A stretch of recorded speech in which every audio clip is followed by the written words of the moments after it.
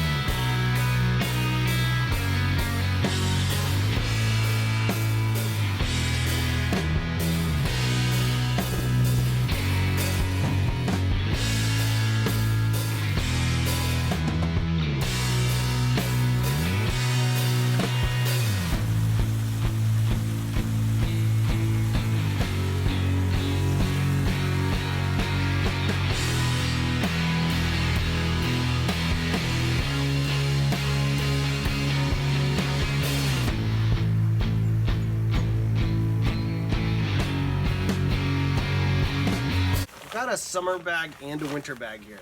So I've got the Mountain Hardwear Ghost Whisperer 20 and 40. And I've been thinking about touring with both. You know, if it's hot out, use the 40. If it's cold out, use the 20. They're both dry down, and so I don't need to set up a poncho tarp or any type of shelter. And they drop down into the bottom of the pack pretty easy.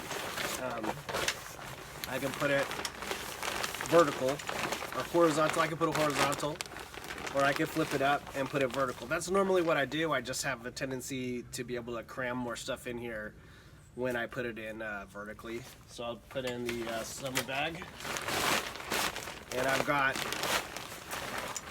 two sleeping bags in here. I've got the winter bag and summer bag. So it's basically just this line. It looks straight, but apparently it kind of tapers in a little. And what that does is it causes the bottom of the pack to kind of sit on your hip bone. And then you can't really see it, but the pack isn't really pressing against your back the way that it would if it was flat. So it just very, very, like, in a subtle way, it kind of curves away from your back just slightly so that it's touching at the bottom and it's touching at the shoulder straps. And if you adjust the shoulder straps in the correct way, it has a really casual and light as F kind of feel to it. Got the Big Agnes Axle air pad here, and I can easily just still stick that down into the bottom of the pack. Okay, there's still tons of room. This is the X-Pad medium wide down mat. This is a negative 30-degree air pad. I can stick this in here.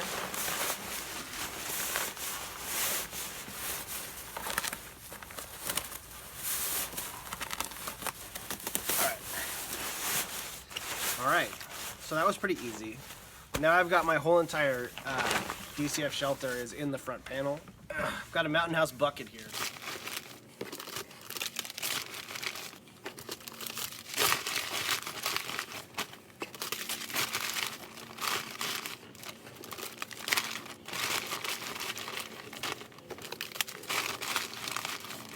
All right, so tons of it. I'm able to put tons of food in here.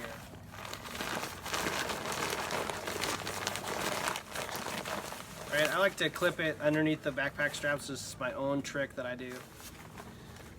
Take this V-strap. The top Y-strap, I like it a lot. It's got a bunch of different pulleys on it. You can cinch it up in a bunch of different spots.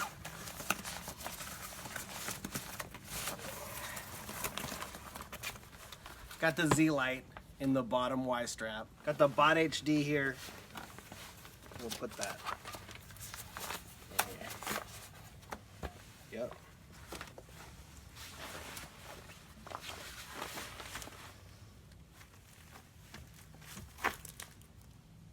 But yeah.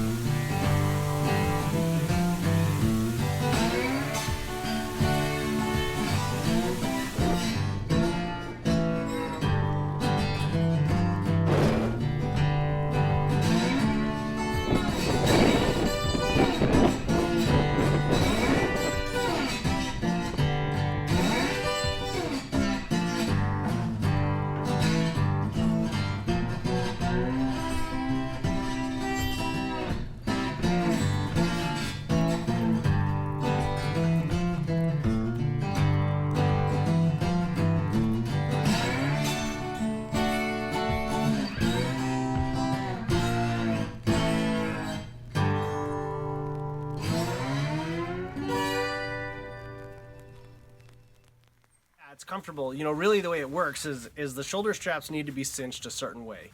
Once you get it cinched correctly, the pack has a tendency to kind of curve away from your back slightly so that it just gives the illusion of being lighter. You know, right now I've got about 10 pounds worth of gear in my pack, but it really doesn't feel that way. I mean, obviously after a day of hiking, it's going to feel heavier after sweating in it and what have you, but you know, it just feels comfortable. It just has like a nice ride to it that's light as F.